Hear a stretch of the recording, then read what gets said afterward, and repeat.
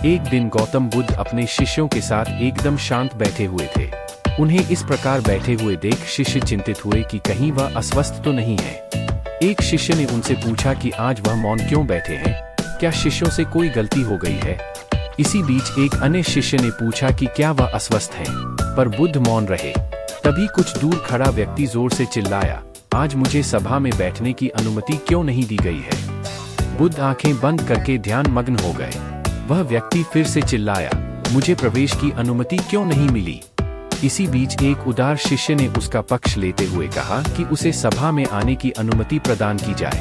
बुद्ध ने आंखें खोली और बोले, नहीं, वह अछूत है, उसे आज्ञा नहीं दी जा सकती। यह सुनकर शिष्यों को बड़ा आश्चर्य हुआ। बुद्ध उनके मन का भाव समझ गए और बोले, हाँ, वह अछूत है। इस पर कई शिष्य बोले, हमारे आश्रम में जात पात का कोई भेद ही नहीं, फिर वह अछूत कैसे हो गया।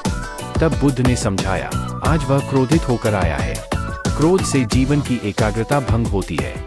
क्रोधी व्यक्ति प्राय मानसिक हिंसा कर बैठता है, इसलिए जब तक वह क्रोध में रहता है तब तक अछूत होता है। इसलिए उसे कुछ समय एकांत में खड़े रहना चाहिए। क्रोधित शिष्य भी बुद्ध की बातें सुन रहा था। पश्चाताप की अग्नि में तप कर वह समझ चुका था कि अहिंसा ही मनुष्य का महान कर्तव्य व परम धर्म है।